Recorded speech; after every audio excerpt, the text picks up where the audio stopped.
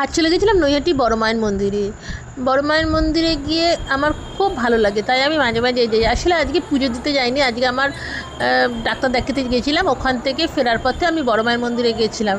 আর তাছাড়া বেলা করে গেলে অন্য দিন গেলে অঞ্জলি দেওয়া যায় না। অঞ্জলি দিতে গেলে 8টা থেকে 9টা 1 ঘন্টায় অঞ্জলির ব্যবস্থা আছে।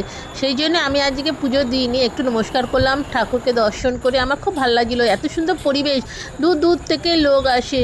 মায়ের মন্দিরটা নৈহাটি অরবিন্দ রোডে, নৈহাটি স্টেশন থেকে নেবে, অরবিন্দ রোডে আসলেই পরে। আর নতুন মূর্তিটা এখানেই প্রতিষ্ঠিত হয়েছে।